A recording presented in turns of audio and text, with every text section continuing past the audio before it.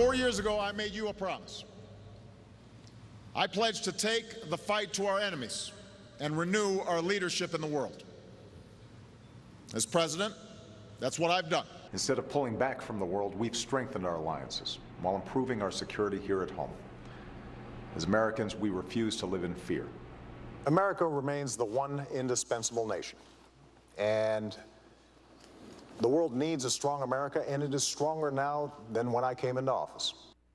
So we've heard the president asserting during the campaign last fall that America is stronger than it has ever been before. A brand new Fox News poll shows that nearly half of the voters who answered this question think that the country is weaker now, that it's less powerful now than it was 5 years ago. 48% of Americans say that the country is weaker today. That is twice as many as the 24% who think it's stronger today, more powerful than it was 5 years ago. 27% think that it is about the same. So why is that? Why is that perception out there, and is it reality? Joined by Alan Colmes, the host of The Alan Colmes Show, Brett Stevens, a foreign affairs columnist with The Wall Street Journal, and Lisa Daftari, a journalist specializing in Middle East affairs and counterterrorism. Welcome to all of you. Alan, what do you make of those numbers? I don't know.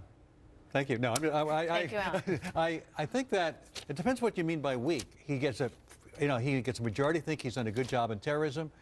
He's got 49% approval rating according to numerous polls. Just got reelected by a majority. A large portion of people voted for him. He did very well in the election. So what does weak mean? We can't go to as many wars as we used to? Does weak mean we don't have forces to go all over the world? But does it mean that people really don't think the president did a good job? Not according to his poll numbers, which seem to be doing pretty well. Look, let me quantify it for you, okay? When President Obama took office in 2009, Iran had 1,000 kilos of low-enriched uranium.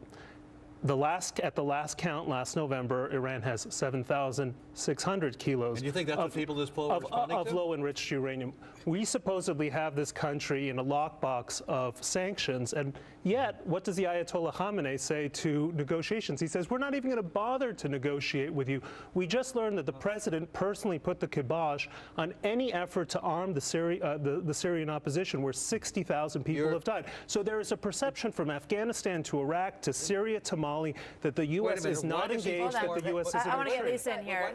Lisa, you said something that's integral here. You said, is that what people are voting on? No, people are basing that poll and their votes on terrorism, meaning Osama bin Laden. And Osama bin Laden is dead, meaning terrorism is dead. Gaddafi's Do you believe gone. that? Again, bin Laden's gone. Do you believe that? He actually has killed more. What happened? His weapons went into the hands. If I could actually respond to all this, he's killed more al-Qaeda leaders than previous presidents. There is a perception he's done very well on terrorism. He's got a majority of people who said he's done a good job on terrorism. So, and he's also got a 49% approval rating in multiple polls, which is a plurality. So you want to keep putting him down and say he's not doing a good job. The American people don't see that. What? No, let me just put something in here, because in the last election, you know, for the first time, to Alan's point, we saw that a lot of the polls said that basically people felt that Democrats were the stronger party in foreign policy and stronger party in keeping, you know, America safe and terrorism. We had never seen that before. Republicans have always won on those measures. So, you know, whether or not it's the reality on the ground, and you can point to each country, it does seem to be a perception out there that this party is doing something to keep America safe. Brett? Yeah, well, perceptions change, and perceptions clearly changed when suddenly we discovered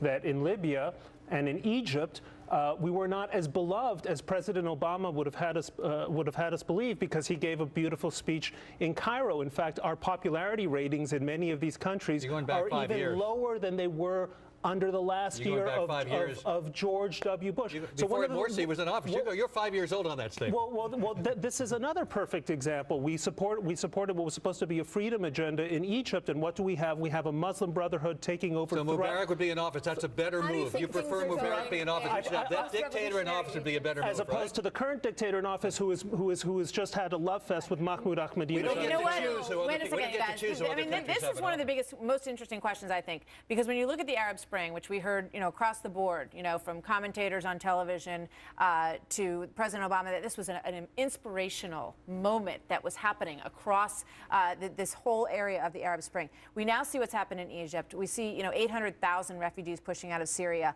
and not a lot of action on the world stage in terms of helping to push anything forward in Syria. But my question is, are we in this is a hopeful question. Are we in a transitionary phase in the Arab Spring? Are the people, you know, are these governments that we're seeing, are they sustainable? Or will Mohamed Morsi last a very short time and be pushed out by these freedom seekers who were, some of them, behind this Arab Spring. As we saw by his power grab not too long ago, they're here to stay, and those forces were hovering over. We made a mistake by so hastily running out there and telling Mubarak to step down when these forces were hovering overhead, and it was a political vacuum, of course. Now, if we go country by country, you look at what's going on in Syria. Why are we not getting involved there? Maybe it's because the French aren't leading us there, where they led us in Libya. What happened in Libya? You said Gaddafi's gone. What happened? The stockpile of weapons that he had are spread all over northern and western Africa. We saw what happened in Mali. We're watching what happened in Algeria. Reagan couldn't get Gaddafi.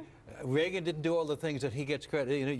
The Saint Reagan apparently did no wrong. Here's a president who's done things that previous Republican presidents could not do, and you're still blaming him for every ill in the world, as if Barack Obama is somehow responsible for what's going on in Syria, although we're supposedly working with opposition forces there. He's responsible for what happened in Egypt, even though he didn't cause. Is there a feeling, though, Alan, that these governments have nothing to really fear from this president or to fear from America, that there's nothing that is coming towards them that keeps them in line, that makes them go, we better not go there? Why should they live in fear of the United States? Are you suggesting that we should be threatening other countries on a daily basis? I'm suggesting that Iran might want to have, a sense that if they step over the line, there will be dealt with. Very clear. There's not one person in the let me just answer that. There's not one person who has not said all options are on the table with Iran. Obama said it. Panetta said it. We've had the Secretary of Defense say it.